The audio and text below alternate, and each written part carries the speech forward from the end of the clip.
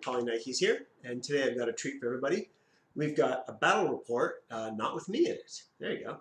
All right, we have Rattlernxt playing Tunguska, excuse me, against Barakiel playing Varuna. We're all really excited about the third offensive book, so we'll see some of those units right away here. All right, first we have Rattlernxt's Tunguska list. You can see Heckler with Jammer. People are really excited about that profile. Let me get my laser pointer out here. Okay. Excellent. Okay. He's got a puppet master here, but no puppets. He mainly wants it for the mind layer, very cheap mind layer, and the counterintelligence, which may or may not be used. I'm a real fan of the puppets. If you have the puppet master, I really think you should make room for those puppets. They are amazing. But he doesn't. He's using it just for that, and that's of course fine as well. He's got a bunch of Securitat here. I also love the Securitat. They're like Morat Plus as far as I'm concerned. Grenzer, he's a sniper. He's going to be part of that link. That'll make him pretty deadly. He's got one extra Securitat, if I remember correctly, just in case someone dies or he has to leave behind the sniper. It's a good plan. And Interventor with Hacking Device Plus. It's a great model. Love the Interventors. It's almost always the lieutenant when you see it on a list, because people want to use that lieutenant order to hack things. It's not here. As you can see, it's one of the Securitat instead. It's his lieutenant right there. And yeah, it's another choice that not everybody would make. You know, you'll see why it's interesting later. Lunicog, I love the Lunicog. The thing is very powerful model. Heavy shotgun, heavy flamethrower, great weapons. Decharges for objective, crazy koalas. It's a repeater. It has armor 3. It's an attack remote with armor 3, I believe BTS 6. It's wonderful. All right, second group. Kriza Borak. We all know Kriza. It's a wonderful thing. Some bots, a bunch of minesweepers, transductors, and one Stempler. He took the super jumping one, which I think is great. I love super jump. It's one of my favorite abilities. All right, on to the Varuna. Start out with Crocman Mine Layer. He's the only guy with mines in that army, I'm told. I haven't looked through it super carefully myself, but I believe Barakiel when he says it. We got the Zulu Cobra, sensor combi rifle. Another great profile. Sensor's a great ability. All the Camus are wonderful. They randomly got shock immune as well with this. Nobody really saw that coming anywhere, right? But we got some Camus and some Fusiliers to back them up. Again, there's one extra, but this extra one is the lieutenant, so isn't going to be pulled into the link unless he really needs to be, because you don't want to endanger him. And then we got Mulebot. Yeah, there's a couple of bots floating around. All right, group 2. Killer Hacker, Zulu Cobra, some more bots, Trauma Doc. Most of the orders in this group will probably go into moving around the Trauma Doc. At least that's my assumption when I see it. Palbots, and the Helots. Helots are the most interesting new units here, right? With their decoy, neurocynetics, rocket launchers, submachine guns. One of the interesting parts, though, is that they are irregular, and if you activate them with decoy, the decoy goes away. So even when you're going first, you're not going to really want to use those irregular orders, unless you're starving for regular orders and want to spend command tokens to use them. They are cheap, 9 points, and they are half an SWC. That's more their limiting factor here. You'll also note, upper right here, this army list is only 283 points. I believe that he was just working on this list on his phone, thought it was complete, played it, and it was not quite. But there we go. Okay, we're playing Transmission Matrix. There it is. Objectives in this, they are simple. Dominating more areas each turn will get you 2 points. 2 points right there. Tying will get you 1 point. Killing the designated target is worth a point. And doing it with your data track is worth 2 extra points. So that's a big chunk there. If you can do that down there, that's 3. That's more than 1 full turn of scoring. But it's not more than 2 turns of scoring, which is important to notice. There's also a classified, so you could tie it up like that. But the real important thing to do this is dominating more transmissions areas on each turn. Okay, the dreaded lieutenant role. Rattlernxt wins, chooses sides, and Barakiel, of course, goes first. It's a rough mission to go first in, and he's well aware of that. Okay, so here's the board. This is the side of the board that the Tunguska forces will set up on. We'll see it momentarily. Here's the other side of the board. So I'll move that out of the way so you can see that side over there. I thought the board was very symmetrical. There's a slight difference over here between this placement of this building and this having a hallway here leading up to the center room. The center room is not exactly in the center because this objective is exactly in the center. So the center room is not quite exactly, this is, but the center room is infinitely tall. as agreed upon by all players before the game started. Okay, the Varuna get HVT inoculation. Not terribly likely, but possibly the Tramadol could tromp all the way across the board and do this. More likely to secure the HVT, right? Okay. And Sabotage for the Tunguska. Once again, the Lunicog would be great for this. It's fast moving, it's bot, it can move up and plant. I love it. Okay, into deployment. This is the Varuna deployment. We've got Mulebot over here, Fugazi bot down here, Palbot for the Doctor, because there is no engineer. One of the 3 decoys from the first. The other ones, let me see, there's one up here, and I think the third one is below here somewhere.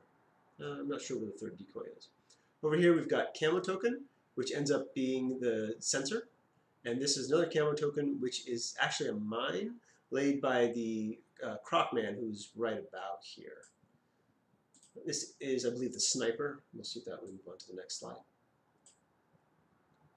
Okay, we've got all the Fusiliers and the Camus. Yeah, this is Camus Sniper. This is Camus HMG here. Traumadoc over here. Fusiliers down here, backing everybody up. I think there's one more Fusilier like back here, which is the Lieutenant. This is one of the other decoys. We'll see that better in the next slide. Yeah, we've got decoy. This decoy is looking right into the center moon through that door. Decoy up here, and the 3rd decoy is over there. It will end up being the one on the far left of the screen here that I just drew the arrow on. That'll end up being the real one here. And there's the Fusilier Lieutenant, as I pointed out, who's hiding there. I think there's one more slide of these. Yeah. This is the other Camo Token, which is the Killer Hacker. And then we got another Flashbolt bot and another Mule bot providing order support over there. And you can see Crocman on the side waiting to come up.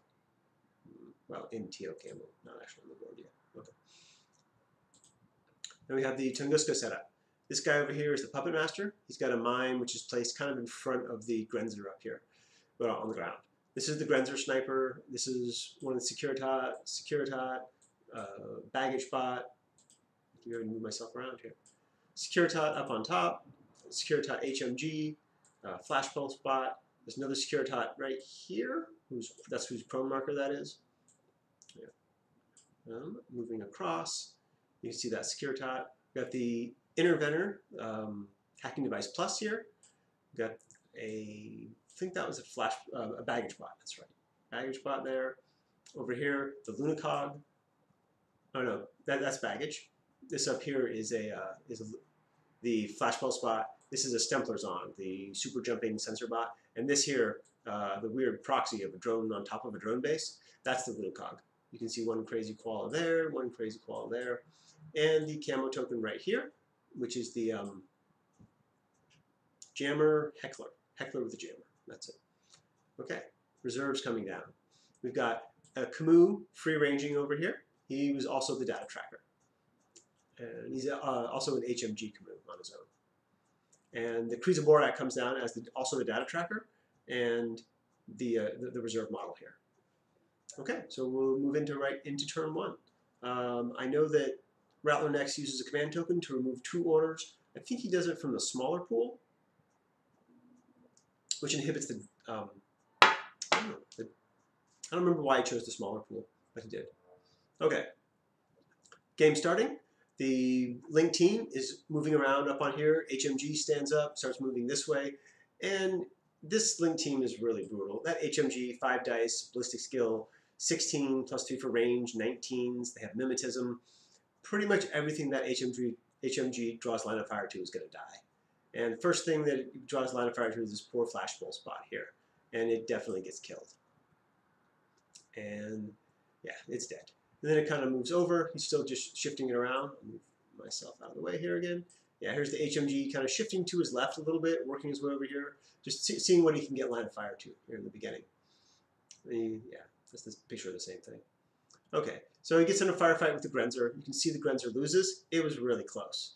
The Grenzer rolled a 14, and of the 5 dice, the Camus got 115, and that was enough. The Grenzer fails a save, goes unconscious. So yeah, now they're moving around a little bit more, trying to get better lines of fire there. I think the only other thing they get to here is well, he spends 1 or 2 orders finishing off the spot, so it's not going to be there in a moment. and then he creeps up right to the edge where he gains line of fire just barely to this poor Securitat here, who of course also dies miserably. All right. On the Varuna right flank, the data tracker moves up. He pops over to here where he also gains line of fire to a flashball spot up here. And yeah, he managed to take that flashball out pretty easily. Yeah, flashball bot is out, and then he falls back and goes to suppressive fire. This is a suppressive fire marker right here next to him.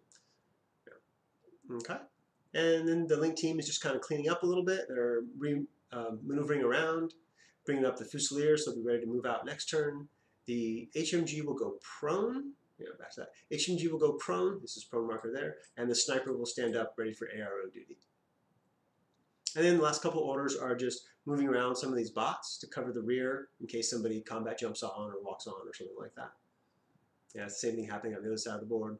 The Fusilier's moving around. There's a bot right behind me again. Right behind there, which repositions a little bit. And that's pretty much it for the Pano first turn. So immediately, the Kriza Barak comes up, runs up to the center of the board, sees the camo token that we know is a mine. The camo token obviously does nothing. Kriza just moves into position behind this barricade where it has some cover. There it is. You can see this camo token right here is what I was talking about. And then the FTO bot jumps up here. On the jump, you can see that marker. It doesn't do anything. I believe it discovers it. It might be on the next move. He eventually discovers it. Turns out a camo token. Kriza moves over here, and I gain line of fire to the decoy like that, which I think ends up not being a decoy, reveals, and of course is gunned down by the Kriza. And then the Stempler FTO bot moves up again to here. This was his last order because he's in the small order pool, and he sensors. And the sensor is something like that, a little farther on the side, but whatever. Point is, it just misses the Croc Man, who's like right there. Yeah. Whenever I do a sensor, I always tell my opponent I'm censoring, and then I turn around and say, at least pretend to check. That way, you know, I'll think I'm close even if I'm not.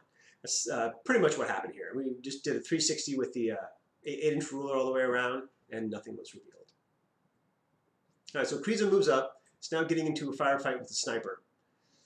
This is not an easy firefight for the Kriza at all, despite how powerful it is. And the first order of it inflicts 1 wound on the Kriza, at which point the Nomad player gets a little scared and remembers that he has white noise here. So first the Interventor idles, very important because he's sure there's a hacker out there somewhere. It's probably a killer hacker, and we are playing Transmissions Matrix. So if he just threw up the white noise, then the killer hacker could just reveal and get a free hack, likely killing the Interventor. So he idles and then throws up white noise right on top of the sniper. The white noise marker is this orange thing right up here, kind of in the center, or the top of the screen. So now the Kriza can retreat safely. Right, because it was kind of stuck out there and already taken a wound. So the Kriza retreats, but then chooses to fire again at the sniper. Fortunately for the Kriza this time it works. I believe he crits the sniper and the sniper goes unconscious. There. Okay, so this is back to the left-hand side of the board with Tunguska. The Lunacog is moving up. He's on an attack run here, basically on the enemy data tracker. And he's really short on orders to do it. You'll see how that comes up in a moment. Basically, that comes up by him not having a chance to plant the crazy koalas anywhere. So it moves up. He takes a break from that, peeks over here with the HMG in the fire team from the Securitat, and fires down here at one of the decoys, which turns out to be nothing and is killed or removed. Okay. The Lunacog again, it's moving over here. This ends up being the last order in its group, where it peeks around and just sees the Camus here. Camus on suppressive fire.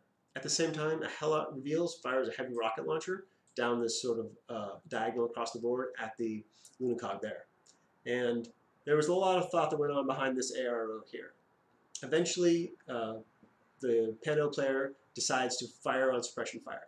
So he fires 3 shots into the Lunacog and puts it unconscious. Now, this was such a hard decision because this is the data tracker, and if he dies, he can't get that extra 2 points for killing the designated target with his data tracker. Now, what he was betting on is he's got armor 1 or 2 for the Camus, right? Heavy Flame is going to hit him. But if he fails 1 save and passes the 2nd save, it's really not that big of a deal. The Trauma Doc's up there. It's got plenty of orders. It can walk all the way down here or send its Palbot and walk over here and heal him up. But if he fails 2 saves, he's in trouble. And that's what happens. The Camus fails 2 saves and is burned off the board by the Heavy Flamer. The Lunacog also goes unconscious from the HMG, the Helot missiles. That is the end. Yeah, there it is, the unconscious marker, and the Camus is gone. There is the Helot, which we're using as the marker version because we don't all have models for him yet, but there he is. And I believe that's the end of round 1, yes. The Nomads, Rattlernxt, takes 3 objectives, scoring 2 points. And Barakiel with Varuna is holding 2 objectives, the one his side of the board, and scoring 0 points. Okay, so turn 2 to Varuna. First thing that happens, Trauma Doc moves over and heals up the sniper. No trouble there. And then the Link team starts its, unstoppable move again. It's now sliding this way on the board, to the right-hand side for the Varuna player. He's coming over to get the Kriza Borak. That's pretty clear. Kriza is right here on the other side of the building, hiding, but wounded and not prone, but in cover. So yeah, there's the Kriza there. Just within the 4-inch zone of this, by the way, to score it, which is how which is why Nomads had the scoring in the first turn. Okay, so here's the Camus HMG moving over. Everyone else kind of following along. Takes him a few orders to move over there. From here, he doesn't quite see him. From here, he does see him. You see it gets around the corner there. Pardon my not very straight line. Looks like it goes through 2 buildings, but it was there. Clips the side of his base there. And predictably, it just takes 1 order for the HMG to kill the Kriza. And Kriza's now gone. All right, now the camo token comes up over here. We know this is the sensor guy. It moves over to here, and next order is going to run up on top of that, and then positions itself on the side over here. And I cannot remember what it was doing there. I think it was going to take a surprise shot at something with its combi rifle, but misses. Pretty sure that's what happened. I know it's revealed there in a moment. All right, in the center of the room, the center of the building, well, center of the board, room, it's all the same. Okay, Crocman appears, walks into the room, walks over here, drops a mine here, and then retreats back behind the console and goes back into camo. That's where you're seeing all has happened there. Really important because he's now scoring on this objective, and he's in camo, protected by a mine. He's got a pretty strong position. All right, cleaning it up over here with the Link team. Everyone's moving into position to protect the back. Sniper stands up, HMG goes prone, and they're ready to move into the reactive turn. Oh, too far. All right, here you can see the Zulu who is revealed there. And first thing the Nomad player does is his heckler stands up. He was prone right here, and moves over here, getting a surprise shot with his combi rifle and taking out the Zulu Cobra. All right, now the Link team, no, this is the drone that activates first right here. Yeah, this drone is the baggage bot, and it comes under the stairs here and pops up on top here where it can see the mine that Crocman has laid in the other room. And there it is, it discovers the mine. This bot is also a minesweeper. He really wanted to minesweep that mine, which would have been awesome, but he ran out of orders in group 2. Here's the one a lot left.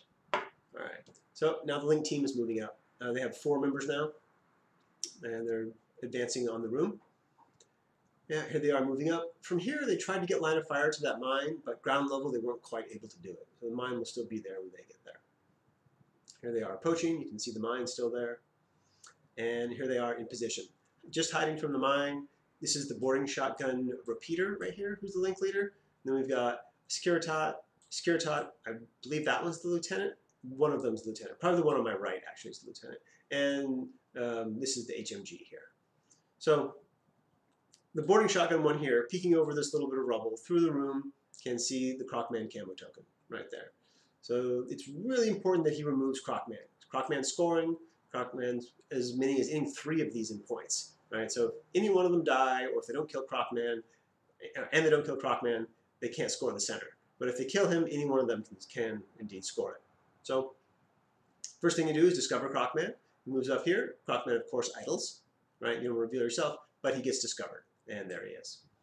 So now the boarding shotgun, which is in a great position to fire on Crocman here, right? Link team of 4, so he gets +3 for Link, +6 for range, -6 for the camo here. And Crocman's firing back into cover here, so just +3, -3. And I'm sorry, no +3 for Link. Extra burst for Link is what I made. There's 4 members of the Link. They're pretty much they're both on 12s. +6, -6 for the shotgun, +3, -3 for the Crocman. And first order, they both roll something similar, nothing happens.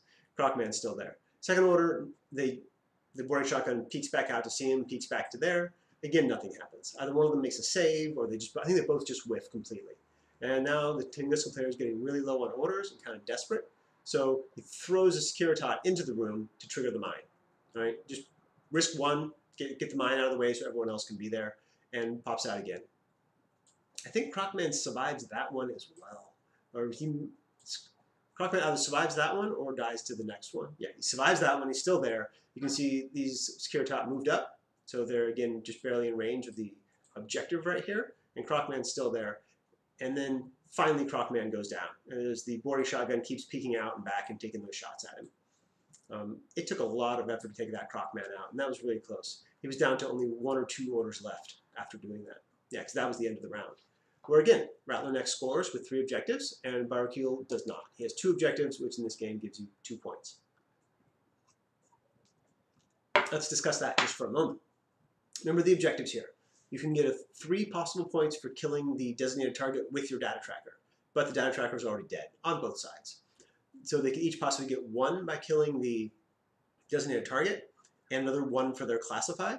So if Barakiel does both of those, that's 2, and scores for the next turn, that's 2 more, that's 4, and Rattlernxt doesn't do either of those things, then it's a tie.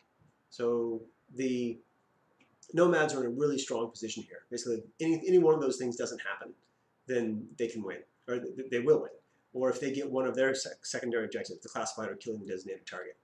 And that's why he spent so many orders and sacrificed most of his Securitat linked team to run into the room like that, because of the scoring. And once you've scored 2 times and your opponent has it, you're in a very strong position. Okay, so now we're in the top of round 3. This Helot moves up to the edge over here, where it can get a line of fire and a shot down there, but gets killed doing so. And Securitat fires back with a shotgun and takes the Helot out. Link team starts moving up. They're just advancing along the flank here. They advance up some more from this position, or maybe just slightly beyond. He gets line of fire to the heckler that was over here, and he kills the heckler without any trouble. Link team moves up some more. They're coming around here. Some of them are going to be going up on top of the building here to draw a line of fire down there. And yeah, here they are coming up on top. Snipers going on top. HMGs going in the middle. The HMG is able to work around the building to first kill the HMG Securitat, and then a little bit farther to kill the Lieutenant Securitat, though he doesn't know that's the Lieutenant, because the model's not off the board. You don't have to tell him, just unconscious. Right. This is pretty much where the Link team ends up. They've got really good covering on the entrance to the room and into the room from those 2 over there. I guess these 3, really. The HMG and the 2 normal ones there and there. Right. Okay, and then the killer hacker, who was standing next to this objective down here, he comes up, he's moving across. What he really wants to do is get in a firefight here and kill this guy, but he's a killer hacker. And so if he exposes himself, he'll get free hacked by the Interventor because of all these repeaters. It's funny to note that this boarding shotgun guy is also a repeater. So despite the repeater range of the objectives, which is something like that, there's also a repeater range of the Securitat, which is like that. So there's like really nowhere he can be that is out of this repeater range. There might be a little window like right here, but that's hard to eyeball, and he didn't try for it. He just moved across. The Securitat held. The Zulu Cobra comes into the room over to here, and then does a surprise hack on the Interventor. Interventors are pretty tough targets. They're whip 15, even with the minus for the surprise hack and the surprise hack and red rum from your killer hacker device. They're going to be on 9s, and they're going to be hacking back. And they have a whip, BTS of 9. So even if you get through them, they'll likely live. And yeah, there's a Zulu Cobra revealed, and the Interventor does live. They hack a couple of times, and nothing really happens there. And this is the Lieutenant of the Varuna Fusilier Lieutenant. He moves up into line of fire there. There's a second move to get there with the Lieutenant order, so he gets shot at, but the boarding shotgun misses.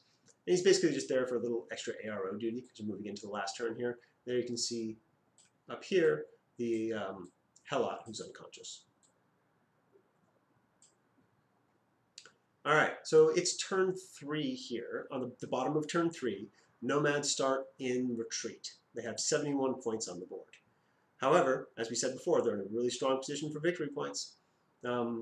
This remote has remote presence, right? So it's able to move despite the retreat. It just walks up next to this objective. This is the objective on the left of the Nomad player. In the center, through the use of the command token to become non-retreat, and then in regular order, there's a Brain Blast, which kills the Zulu Cobra in there. And that's really it. Here you can see the objective on the left hand of the Varuna side. There's nobody holding that anymore. The Fusilator wasn't quite within 4 inches. Here's the objective on the right on the Varuna side. Again, nobody's holding that. There is a Trauma Doc there, but she's not quite within the 4-inch bubble.